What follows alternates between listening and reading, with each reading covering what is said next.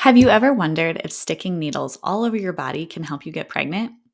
Today, I interviewed Emily and Ghoncheh from Aphrodite Fertility Acupuncture, all about how acupuncture can be an incredibly valuable tool along the fertility journey. This is true whether you want to naturally balance your hormones and boost your fertility, or if you are going through fertility treatments like IVF. They explain how it all works in a way I have never heard before. I personally learned so much in this episode. I can't wait for you to benefit from their amazing wisdom and knowledge. Let's get started. Welcome to Healthy as a Mother, the podcast for becoming and being a mother, with your co-hosts, Dr. Leah Gordon and Dr. Morgan McDermott, two naturopathic doctors who get it. Each week, we teach you how to be the healthiest mother you can be, from fertility and preconception to pregnancy and birth prep, through postpartum and throughout motherhood, empowering you with the natural health guidance and education you're not getting elsewhere, so you can confidently navigate the broken system at large. The real, the raw, the untalked about. And remember, this information is not intended to diagnose, treat, or manage any disease. Always consult with your doctor before making any changes. Having adequate levels of minerals and proper hydration are essential when balancing your hormones, optimizing your fertility, trying to conceive, or preparing for pregnancy. For Dr. Morgan and I, ingredient quality is of top concern, and that's why we love Relight Electrolyte Powders by Redmond's Real Salt. Relight contains Redmond's ancient, unrefined sea salt, which contains 60+ trace minerals in and of itself. Relight powders conveniently contain the appropriate proportions and forms of calcium, potassium, chloride, and even 2 forms of magnesium, malate and glycinate. These are essential for hormone balance, energy production, and overall wellness. The best part is they taste delicious and they have so many fun flavors. My personal favorite is lemon lime, but I know Dr. Morgan loves their strawberry lemonade. Visit redmond.life and use code HEALTHYMOTHER to save 15% off any of Redmond's products, from their electrolytes to their OG sea salt, other seasoning salts, natural toothpaste, and bentonite clays. Again, visit redmond.life and use code HEALTHYMOTHER to save 15%. Here's to happy hydrating along your womanhood and fertility journey. Okay, back to the show.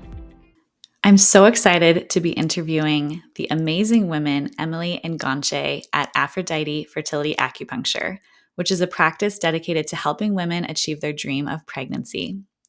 Emily and Ghoncheh are true believers in comprehensive integrative fertility care. They have made it their mission to pull women out of the darkness of infertility and guide them to the family they've always wanted. They are highly skilled and knowledgeable in relevant Eastern and Western techniques, so you're always in good hands. They credit much of their patients' success to combining the ancient wisdom of Chinese medicine with modern conventional biomedicine. You'll find just what you need here every step of the way. Okay, Emily and Ghoncheh, thank you so much for joining me today on the podcast. I'm so excited to talk about all things acupuncture and fertility. Yeah, thanks for having us. Yeah, excited to be here. Yeah. Okay, so why don't you just start, because I know we have a lot of different types of listeners, and some people might be familiar with acupuncture and sort of how that works, and some people might not, and even people who have gone to acupuncture might still not really understand. Can you just kind of give us an overview of how it even works? Like, what is acupuncture? Like, what's happening? Totally. We like to make it really relatable. So I tend to go through this with all my patients. So when you rub your hands together, it creates a heat, right? Mm-hmm. Movement creates heat. Like when you run, you sweat, okay? Yep. And your organs are moving. So your heart pumps and your kidneys filter and your lungs expand. And so there's this heat coming off of the organs that's not really accounted for in Western medicine, okay? Mm-hmm. And so heat is energy. So when you turn on a burner of a stove, it can boil water, it's energy. And so this heat coming off of the organs flows in different patterns in the body, just like your blood vessels flow in patterns and your nerves flow in patterns. The heat off of your organs flow in certain patterns. And so we call this heat or this energy chi, okay? Mm-hmm. You can think of it as heat. And so the heart heat comes off of the heart and then goes down into your pinky. And so when you have either dysfunction of the actual organ or of its heat pathway, then you have a certain set of symptoms that they have studied over the course of 1,000 years. You can think of it as sort of like clinical trials. Like these people have these symptoms and it relates back to this organ and its heat pathway. So you can think of like if the heat pathway of the heart is like deficient, so you have a certain set of symptoms. And if the heat coming off of the heart is like in excess, you can think of it as sort of like inflammation, and you'll see a certain set of symptoms. Or if there's sort of like a physical block or stagnation to that flow of the heat coming off of the heart, then there's another set of symptoms. And so what the needles do is they go along the heat pathway or the pathway of the organ, and they sort of like when you get a bee sting, there's a body response, right? Yeah. Histamine, and there's a lymph reaction, and you can actually see like the redness around the bee sting. So when you add something foreign to the body, like a needle, the body response, it has a response. So it's like, what is this foreign thing in my body? And so it sends blood, lymph, histamine to the needle site. And what it can do is push through, let's say, the heart heat pathway that's stagnated, or it can bring up a deficiency in the heat pathway, or it can tamp down like an inflammation response. And that allows the sort of the heat that's coming off of the organ movement to connect back to its pathway. Like there's no more blocks. It can come up or come down. And then the organ itself will function better when its sort of like heat or energy pathway has been cleared of oh my gosh, that was a great explanation. I have never heard that before. Yeah, and even I, being a naturopathic doctor and having received acupuncture a lot, I actually have never really understood it like that. So that's amazing. What a really great visual to understand. So when we talk about fertility in particular, do you guys see more excess heat or deficient heat, or does it vary? Like, how does that fit into what you just kind of talked about? Yeah, we definitely see a combination. And the most like complex patterns are a combination of like excess and deficiency where Gotcha. if it's a deficiency based, it's usually deficiency of blood. So if they have sort of really like light periods or dizziness or kind of like fatigue, poor memory, that is all considered a deficiency of blood. But there's often also a like excess patterns.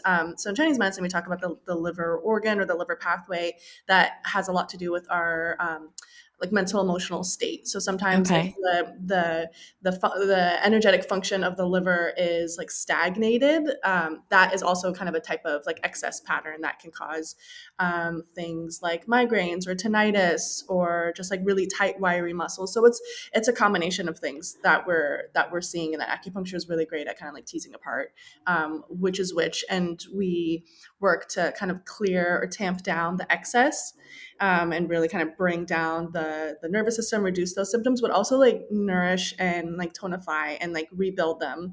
And that really is what we need to do, is kind of treat both.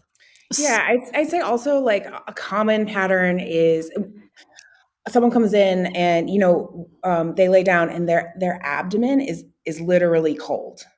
And so more than the rest of their body. And what that says to us is like just purely like circulation isn't getting to the ovaries and uterus. And you need blood to pull the hormones from the brain to the sites, the receptor sites. And so oftentimes there's like Ghoncheh said, like the deficiency of blood getting to those organs. And then the excess usually shows up as like emotional excess. Okay. And so excess is heat really in Chinese medicine. And so when you have a lot of heat coming off of the heart, because the heart is also heart and liver are very much entwined in like the emotional aspect.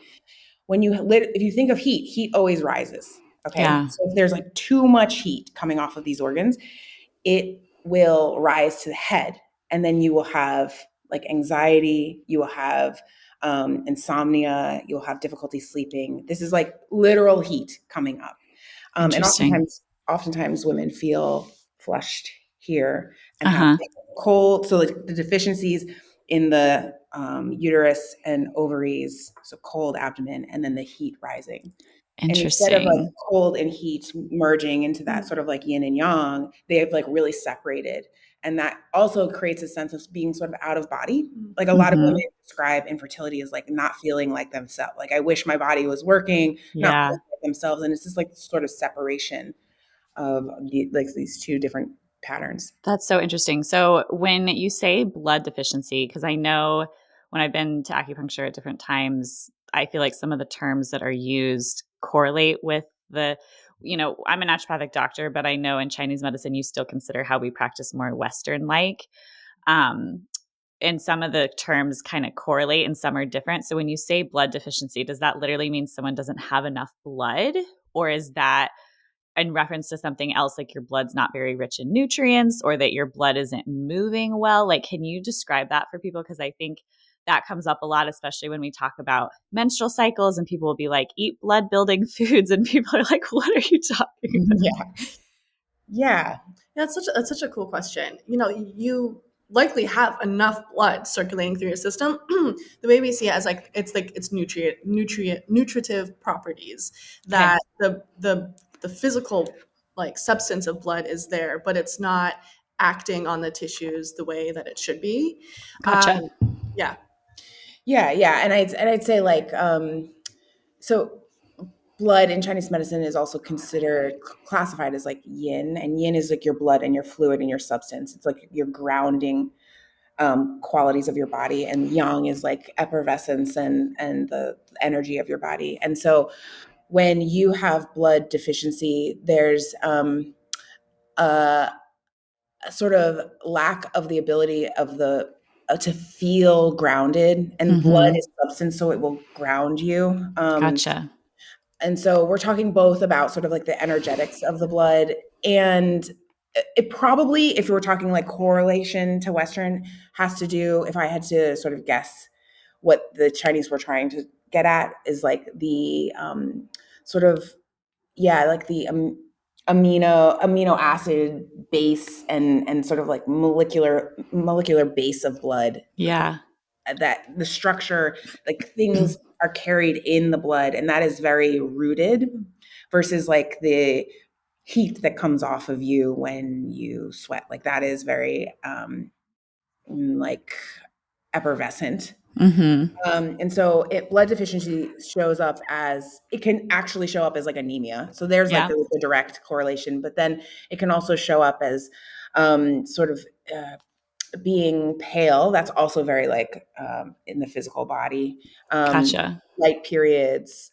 Yeah. So like Ghoncheh said, it really has to do with the ability to uptake the blood at its like fullest, use the blood in its fullest function.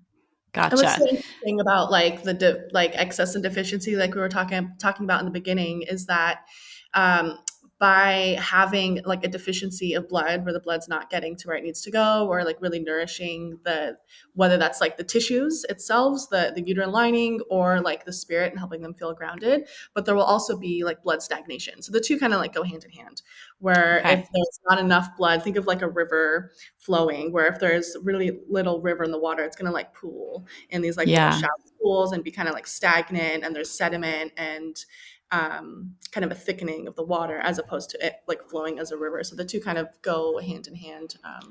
So for someone who has a cold abdomen, I mean, I know I have in the past, felt my abdomen and it's been cold. In Chinese medicine and acupuncture too, do they care much about like why that's happening? Or it's just like, this is what we see, and so we're going to release whatever blockages with the needles or whatever. And if you care about why, do we know like why? Like, why do some women have cold abdomens? Like that feels like a big problem when it comes to fertility if you're not getting blood flow. Yeah, totally. I think it's both. So there's like the root of the problem and treating the symptoms of the problem. And so what initially, like we immediately treat the root, the symptoms, but we're always thinking about sort of the root. Why? What's going on here? And from a Western perspective, it could be just sort of congenital, like you have smaller blood vessels and they just don't happen to cross into the lower abdomen. in a way that's like conducive for fertility. It could be also sort of like your lifestyle isn't nourishing like deep blood flow, so you're dehydrated, right? It could be literally that. It could also be sort of like, again, energetic. Now we're getting into like traditional Chinese medicine. There could be like this disconnect between the brain and the lower abdomen, and the communication energetically isn't being pulled there. And then when you don't have energy there, then you don't have heat. And so, like, when we work on the TCM level, we are moving like the heat of the organs around.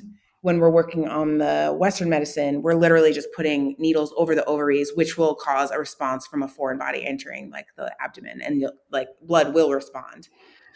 So we are constantly sort of working in both realm, thinking about the theory behind both realms of like why, let's say, a woman would have a cold abdomen. Yeah. So you can also we also think of like things like thyroid's a big, heat modulator. Right. And so we combine both the view of the body in the Western and the view of the body in the Eastern, and sort of treat according to both systems. That's awesome. I'm sure you guys have a lot in your brain. There's like a whole mashup of information. Yeah, Yeah.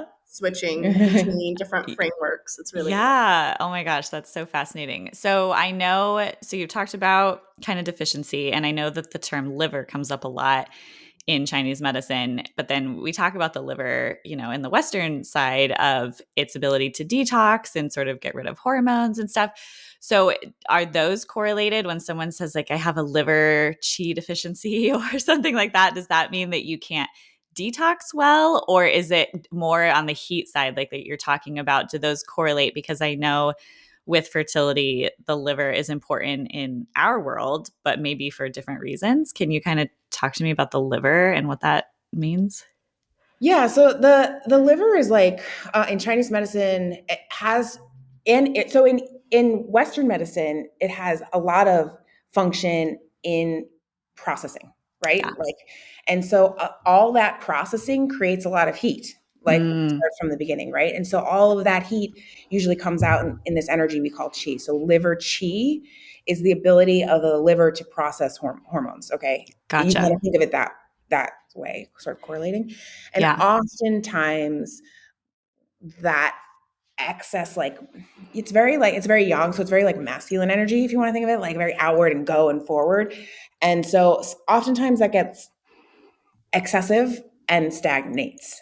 And so what we'll see is like liver qi stagnation is actually the sort of the biggest pattern we see, and that is like a stagnation of this processing. And so it's not able to process out the toxins and the hormones, right? So that's like the combination of Eastern and Western sort of fused together. Yeah.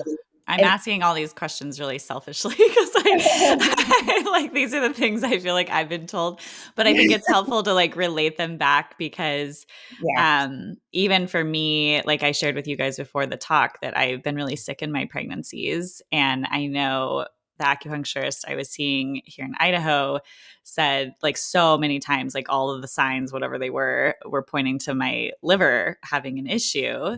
And I know from like the Western side, my liver has a hard time detoxing, from like a truly Western side. I have like genetic SNPs that affect my ability to process estrogen and to get toxins out. And I've always had issues in that, but she would also say like there's so much liver stuff, and she'd look at my tongue, and I always wonder, is that why I'm so sick in my pregnancies?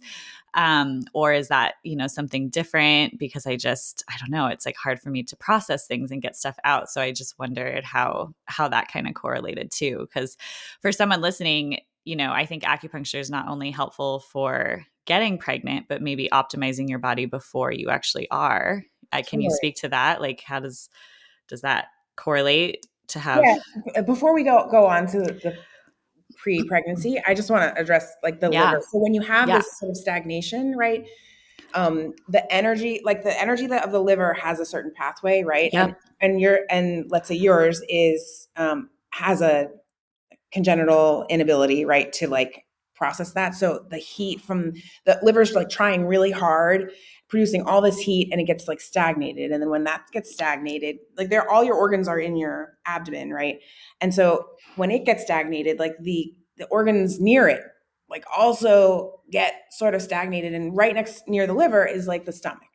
Okay. Mm-hmm. And so if you have like stagnated liver energy, then the stomach's energy, which is, or heat that's coming out of the stomach's processing, that is supposed to be downward moving, is maybe being blocked by the liver's stagnation, and you're getting up and out, right? The stomach's energy now, instead of going, the processing of the stomach, instead of going down, is coming up because it is being blocked by like the energy of the excessive energy of the liver starting to like muck up and stagnate the abdomen.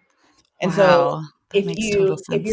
if your acupuncturist is probably working on smoothing out the liver's heat and getting it to sort of calm down, and so that its stagnated heat can sort of move out of the way, and then your stomach heat coming off of its processing can turn around and go back down instead of like coming up and out because it can't go anywhere else. Right. Oh my gosh, that's so fascinating. So this is so cool for me. Maybe the listeners are like, what are you even talking about? But I'm having a great time. So I'm sure that people love it. Cool, like framework, because all of us are really in relationship with each other. And so like this pattern that Emily's describing is called liver overacting on like stomach. So it's like there's kind of these like power dynamics, so to speak, between the organs that are either exacerbating aggressively one of its functions or like suppressing or down regulating the functions of another. And it's really cool. Yeah. Wow, that's so cool. Okay, so do you guys look at tongues? Do you do tongue analysis? We do. Yeah. So sorry, go ahead. Yeah, I was just going to say, tell us about that. Like, I think some people are so fascinated to know that you can look at someone's tongue and then kind of tell what's going on in their body. Can you talk to us about that?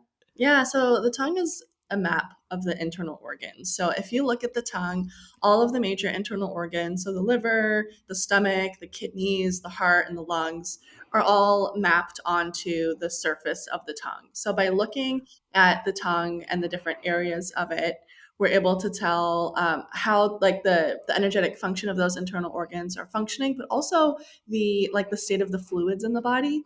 So if there's there should be a light moisture to the tongue, but if there's a lot of like dryness where they're kind of like constantly parched, or if there's excess moisture where it's kind of like slick and slimy on the surface, or we'll also look at the coat. The coat should be like, it's called thin white. If it's really thick and kind of like sticky, like sticky or like cheesy in a way, that tells us about the state of the internal fluids of the body. And we want there to be plentiful fluids to like lubricate all the tissues and to like nourish the blood and to like really moisten the body. But in excess, and that usually happens if there's the functions of some of the other organs are not working, we can't like transform the fluids, then there could be like excess coating or moisture on the tongue. So looking at the state of the fluids, that tells us about if the person is prone to being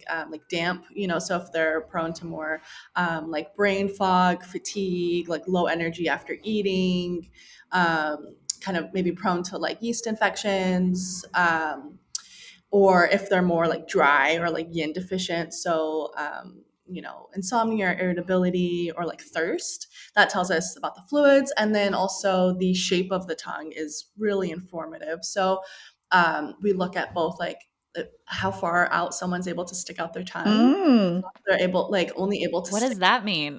If someone can stick it out really far, what does that mean? Yes. So that more the shortness that like is what we look for. Yeah. If there's like, it's really strained and how they stick out that tongue, that tells us that there's kind of like a congenital like deficiency. Yeah, like in the when they were being made and their mouth was being like produced in their mother, there was some sort of deficiency, right? That where the development was sort of shortened. Gotcha. So that tells Wow. us, that shows up often in like fertility issues that tend to be of like maybe the genetic type, like the congenital type, because they maybe had deficiency in their own development.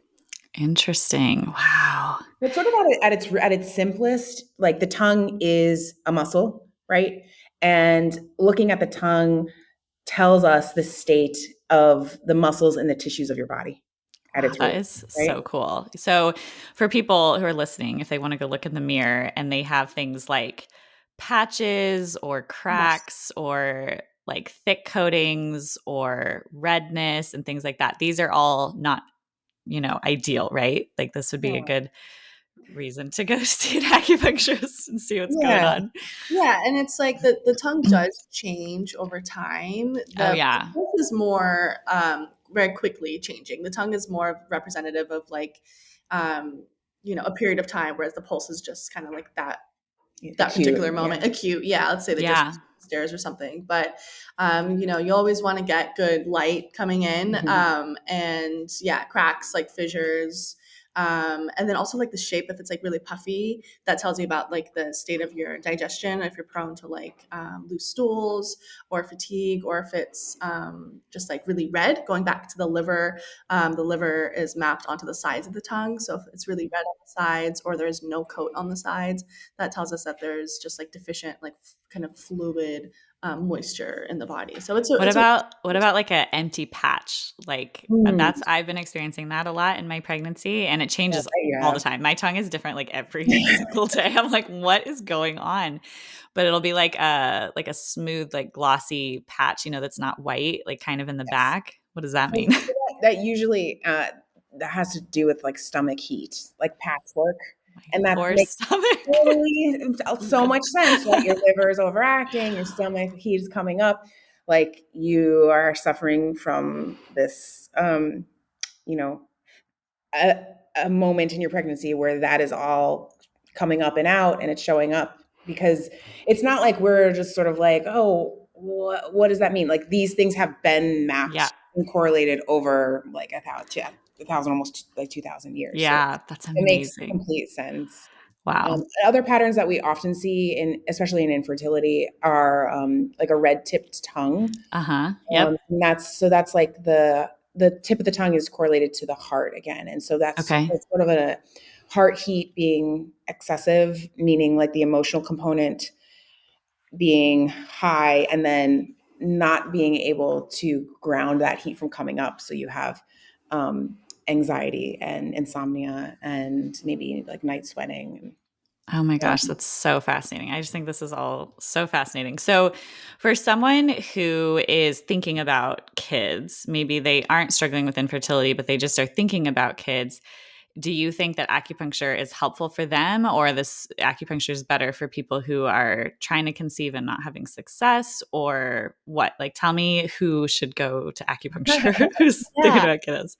Ideally, we are reaching women who are in the at least in the 3 month time period prior to trying to conceive. The reason is because egg quality is affected 3 months prior to ovulation, where there's a deep kind of chromosomal activity where they're separating and dividing, and acupuncture really works on this level. So if we are starting acupuncture treatment, we are able to positively affect the quality of the egg that's ovulated 3 months later, in addition to really like boosting the blood and regulating the nervous system, and kind of treating these patterns like we're talking about. That's where we would love to reach women. And of course, people often don't know that they would benefit until they're like deep into trying and not having success. So in that 3 month time period is golden. And that way we also have time to address like underlying factors if they're at play, that we want to work on, such as like PCOS or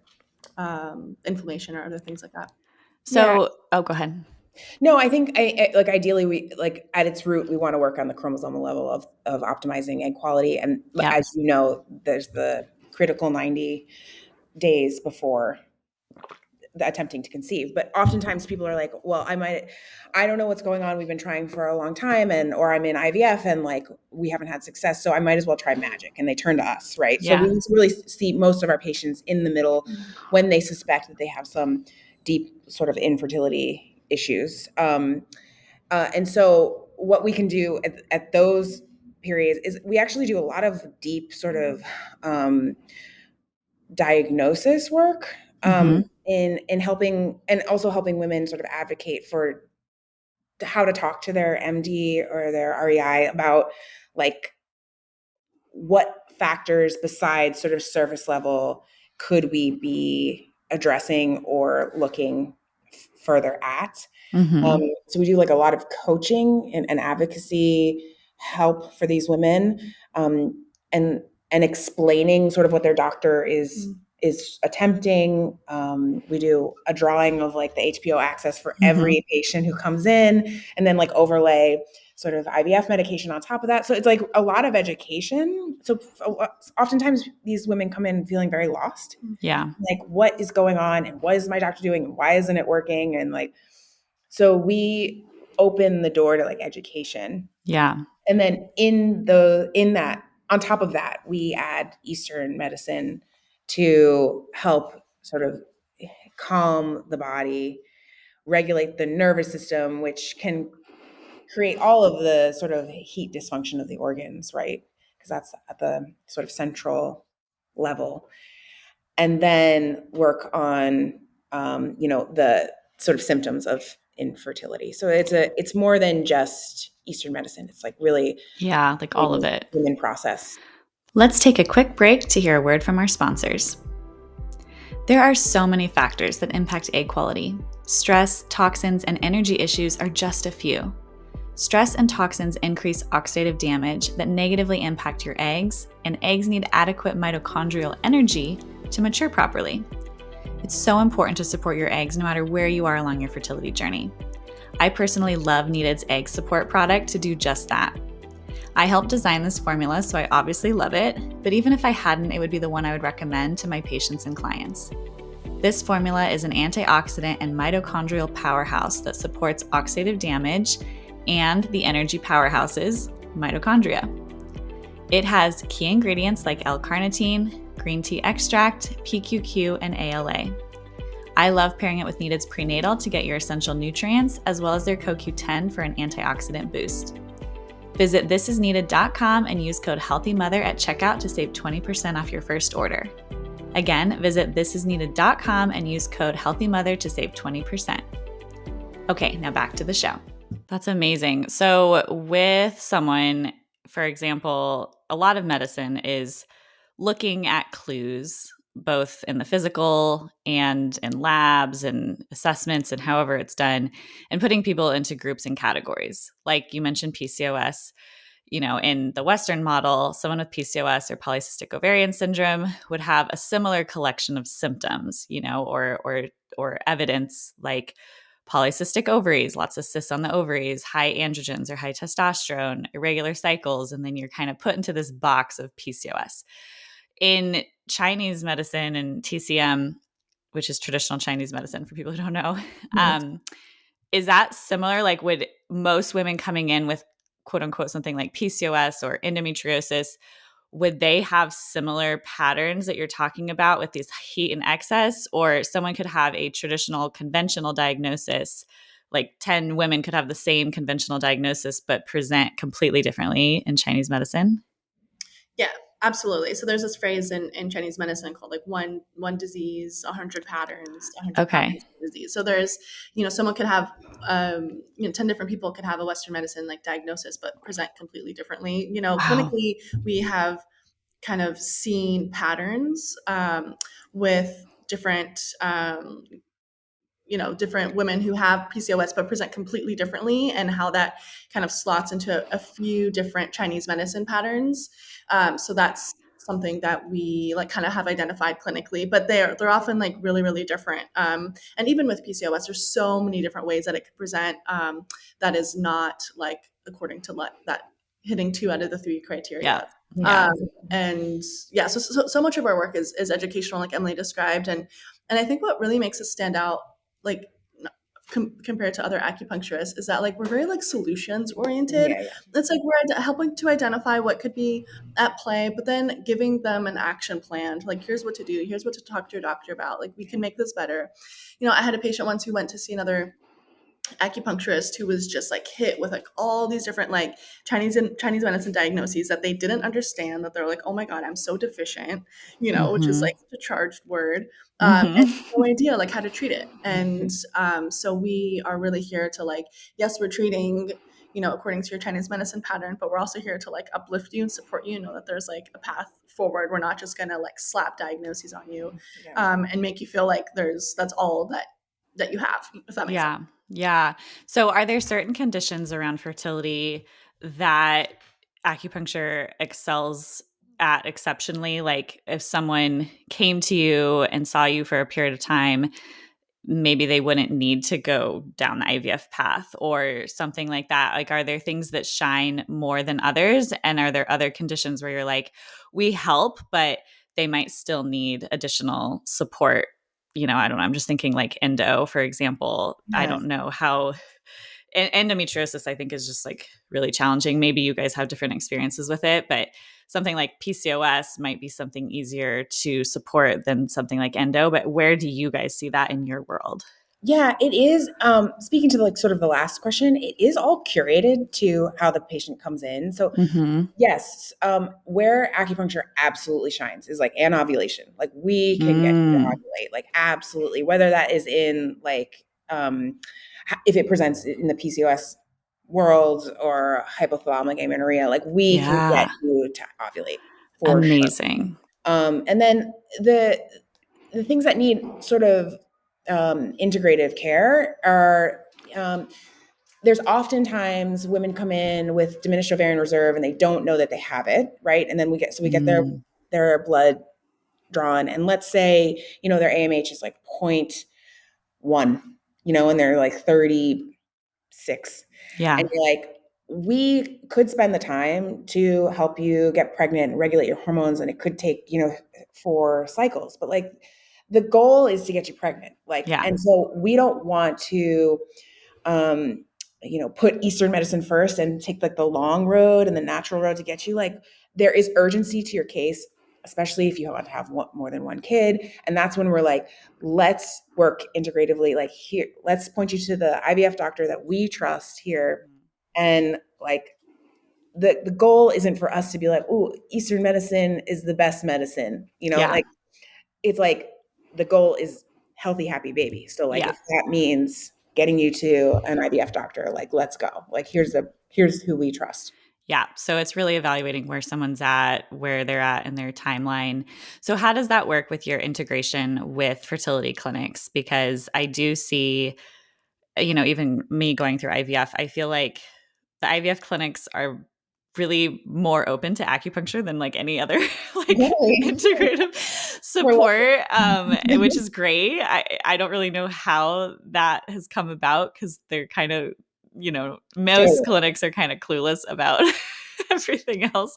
So how does that work, and why is acupuncture so used in the IVF space, and how does that work with you guys? Like how do you guys work together, I guess is what I'm trying to say. I think there was a study that came out that said that acupuncture could increase IVF success rates. Gotcha. And after that study, you know, IVF clinics have to publish their results. Yeah. Right. And so they're like, well, we don't get it, but like, if this is going to increase our success and our sort of like publish rates, then okay. You know, like, then here, go to an acupuncturist. You know, we often get, you know, we don't know what they're doing, but like, go get that magic or whatever, you know. They don't let us do herbs. So like, where it sort of crosses over to like your field, so they don't know what herbs do, and they can't control them. And IVF is all about control. Yeah. And so I think once they sort of like open the doors to us, because it will help them with their you know, statistical status. Then they started seeing like, oh, like when we do send our patient to an acupuncturist and the follicles develop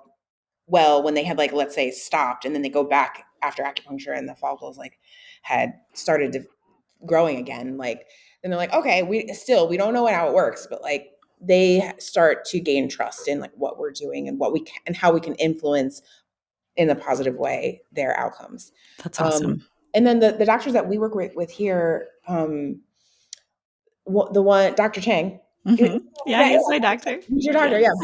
Yeah. So cute.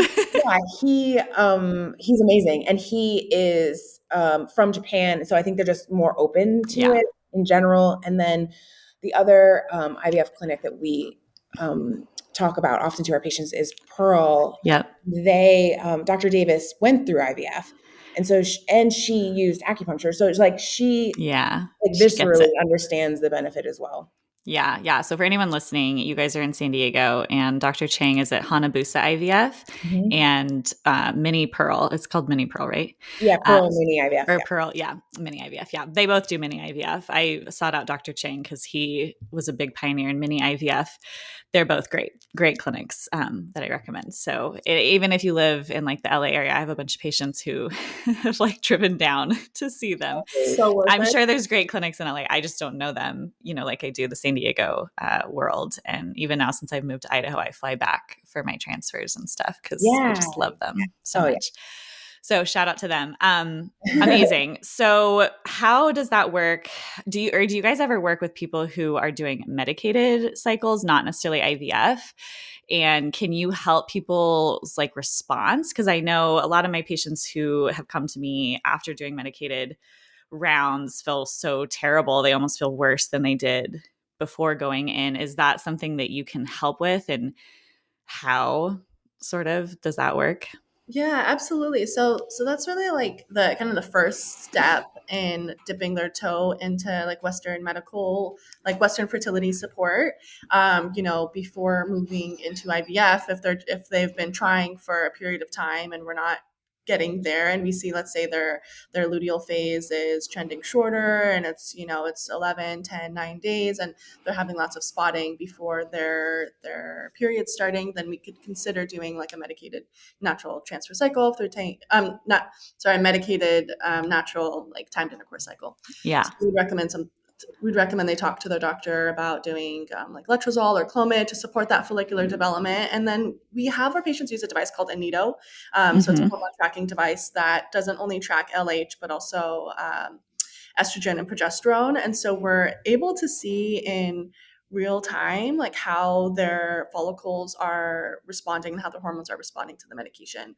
And so that's often, not always in conjunction with them actually going to the clinic and doing monitoring, checking their follicles on ultrasound. But it's really, I think, a excellent combination is by they're still trying naturally, but we're able to get the benefit of follicular development, and also that's going to help their progesterone as well. So if we think that maybe that would be the next step, we would tell them to talk to their doctor about trying like a few rounds of letrozole. Yeah, but you guys would be able to help with like optimizing even that situation. Yeah, absolutely. What acupuncture does again is like it takes the nervous system offline. So anytime you like bring down fight or flight response, then you have a better hormone receptor response. And so if you're adding like a Clomid or letrozole into the game, right, like it's all about receptors on the pituitary and hypothalamus. And so like we are able to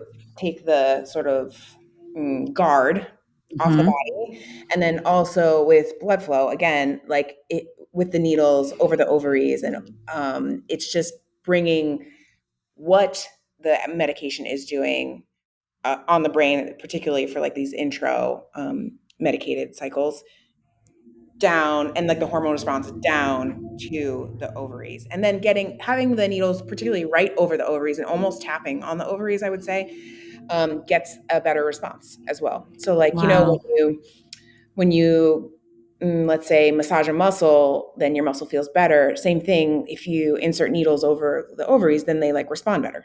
So, like, the receptor uptake is higher. Yeah. So you've mentioned the nervous system, and I know we talk a lot about stress in the nervous system, or I do, or I try to. Maybe people don't know I talk a lot about it, but in my mind I do. And, it's very classic for people to be like, oh, just don't stress, you'll get pregnant, which is such a triggering thing to say. But there is a reality in that a heightened, sympathetic or fight or flight nervous system can impair fertility. So when you talk about the organs and heat, we've talked about that whole analogy, and I can visualize. I'm very a visual person. But when you talk about the nervous system and how you guys can kind of bring that down, can you speak to that? Does that work on a different level than the heat, or they're connected? Because there is this reality where when women get more into that parasympathetic, however that works for them, it seems like fertility flourishes better. Totally. Yeah. Think of the symptoms when you're in fight or flight. Mm-hmm. Those are heat symptoms. Heart is pumping, flushed, alert, anxious, right? Sort of ready to spring, right? And those are all heat symptoms, energetic, high energy symptoms. And so that is oftentimes chronic, right? Stress. People always come in I'm here because my doctor said I need to stress less. I'm like, hold on. There are a lot of people who there's so much guilt around their stress levels and not being able to get pregnant. It's my fault that I'm not getting pregnant because I'm so stressed. I'm like, time out. That is, first of all, that's BS. There are plenty of people who are stressed and get pregnant. What we want to do is not have you be up and stuck in fight or flight just as baseline, right? You can have stress. You can have cortisol come up. But what we need is for it to come down and let the body give the body a chance for the hormones to flow, because the body will always prioritize host over reproduction, right? And so if it's thinking it's running from a bear, it will prioritize getting away from the bear and those a really high alert symptoms over hormone flow, rest, and digest. And so what we say to patients is you can have stress. You can have stress at your job, but what we need to do is take it offline. Yep. You have to be able to walk back down the stairs. Yeah. I think that's the polyvagal theory, where you walk up the stairs and walk down the stairs. Totally. Yeah. And so the nervous system being stuck in fight or flight, fight is is heat, is inflammation. It shows up in the body that way, right? These big heat signs, anxiety, insomnia, sweating at night, these sorts of heat signs. And so what acupuncture does really well, and one of the points I love is here, because it's right next to the vagus nerve, nice. is to tell the body that it's safe. Yeah. And to kick the vagus nerve and the rest and digest and reel the heat back in, ground it down to the feet, which is very much either cool, your yin or your cooling system brings heat, reins it in, and pulls it back down. And so you feel safe and settled. And in those moments, it allows the hormones and the parasympathetic nervous system to work well, and also sort of balance out. You don't want to be in parasympathetic mode all the time either, right? It's this yin and yang that is always at play in nature. You want to have the ability to have alertness and executive power to move quickly and thought, but you also want those times of sort of internal reining in and grounding. And I can do that really well. Most patients get on the table and they go into this deep sleep, their aura ring or whatever is whoa, you've gone into the most rest that you've ever gotten. Needles in you, and that speaks to the power of giving the nervous system a chance to come offline. Yeah, I know. I feel like stress is really misunderstood. Yeah. It is. And we always tell our patients the goal, like Emily said, the goal is to not have stress. It's just to have more of a resiliency or a resilience in this high level. And that's the pattern that we see the most is fight or flight. That's constant. But we also see women who less often, but they're in more of a freeze state. Where they are, and you can kind of see it in their face, their voice. In Chinese medicine, we don't just diagnose based off their tongue and pulse, but also in their like their, in Chinese medicine we call it their shen, but it's like their spirit, how they animate. Yeah. So we see women who tend to be in more of like a freeze or shut down state, have like lower voice, Yeah, or it's like a veil. yeah, veil. It's a good word for Yeah, it. like Yeah. not making as much eye contact, like slow to move, really quiet. And so by the other end of the token, like acupuncture really works to like help to animate them and bring a little bit of fire back. So Yeah. it's kind of just both ends of the spectrum, and it's really very powerful. Yeah. Wow. Well, I'm totally sold. I'm like, I need to go back to acupuncture. I'm sad I don't live in San Diego anymore. I can see you guys. Yeah. The last thing I want to ask you guys is about males, because, I'm really passionate about male fertility, obviously, since that was our issue. Do you guys find that acupuncture can help with male fertility? And is that something that you feel like should be happening if someone's listening? And, whether they understand what's going on with their partner's health or not, do you recommend that they have their male partner do acupuncture as well, or is it just the females? Yeah, we definitely recommend it because again, everyone has like their organs that maybe are deficient or in excess, and that applies to men as well. Yeah. However, we would say that the sort of burden of infertility lands on the female, and so Mhm. oftentimes, I mean, the majority of our patients are female, Yeah. and there's a sort of hurdle that women are oftentimes faced with in sort of convincing the males in their lives to come get acupuncture. I think also there's a myth and some fear in men that we're going to be like putting needles into their testicles, which is not what we do. We can, Right. right? Like there's fear around needles and Yeah. acupuncture in general. And then when you talk about males and fertility, there's even more fear. And Yeah. so we would love in an ideal world to be working with the second part, the partner in the Yep. infertility journey, because it's oftentimes on the male Mhm. factor side. What we do is we provide, structure to their lifestyle and Yeah. supplements, and that's a way that we're able to reach the male partner. Yeah. And then every once in a while we get Yeah. the partner coming in. A motivated man. Yeah, It's so cool. It is But cool. they are committing for less. With our female patients, just like 99%, they are like really in it for the long term, and they're Yeah. like very committed.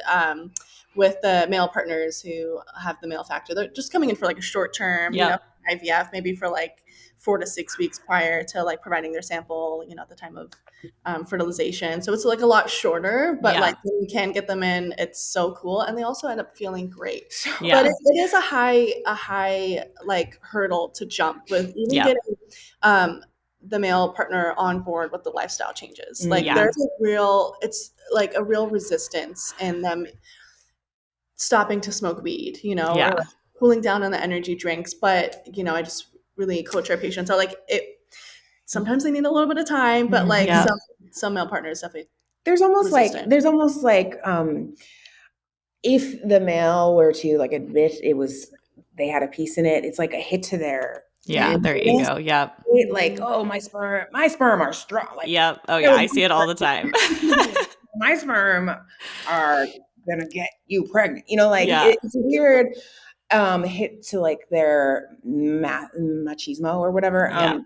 by admitting it, and it's just like not the physical reality of it. Yep.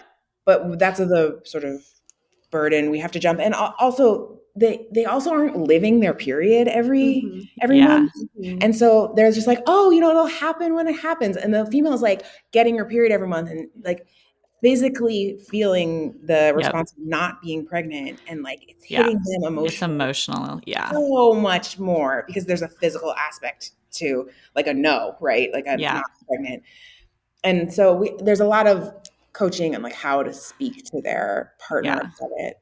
I love And that. also we provide maybe the missing support that the male and the missing like sort of validation and understanding that maybe their partners aren't able or aren't even aware that they're not giving to their Yeah. I love that. Okay, so last question before we wrap up is I have been asked this question a lot, which is how long should you do acupuncture, for the fertility journey? I'm sure it varies person to person, but in an ideal situation, like, is one treatment even worth it? Do you need to do it for 4 months? What is the time frame that people are looking at, and how often do they go in? Is it every week? Is it twice a week? Is it once a month? Like, what does that normally look like? I'd say let's start with frequency, once a week at least, right? Mm-hmm. Because we ask that our patients come in once a week because your hormones are literally changing every week. Like the dominant hormone in the, follicular phase, estrogen, and then LH, and then progesterone. So we want to hit each one of those changes. And to do that, we need to see you at once a week. I would say in an ideal world, we'd see you for the 3 months pre-conception. And then the 4th month, we see this big increase in our pregnancy rates because we have been influencing egg development for those 3 months prior. Amazing. And then, but honestly, like the in IVF and transfer, like literally just having transfer acupuncture can move the needle. Like you have the FET acupuncture before and after, and that's what they've actually studied. And these are people who weren't having acupuncture beforehand. It was just literally those 2 sessions on the day of transfer, and there was an increase. So amazing. It really does. It depends on the case, but you can influence pretty quickly. That's so cool. They're like all the stages too. So, if they're gearing up for their transfer and their lining isn't coming up the way we want it to, then we'd encourage them to come in twice a week and add like other like adjunct therapies. So it's highly curated, but consistency always is going to be where we see the most benefit. Amazing. I love that. Okay, so where can people find you, follow you, work with you? Tell us all the things.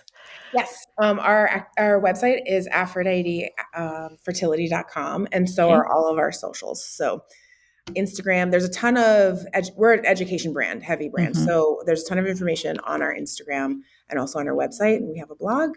And then just say hi. We love to actually, even just if you email us and you're like telling us your case, we're here to help women like out of the darkness of infertility. That's really the goal. So even if you just have a case and you're living in whatever, London or whatever, you just email us and we'll look at it. We're fertility nerds, so we're here to help. Amazing. Oh, that's awesome. Thank you so much for sharing all of your knowledge and wisdom with us. And I can't wait for everyone to hear this episode.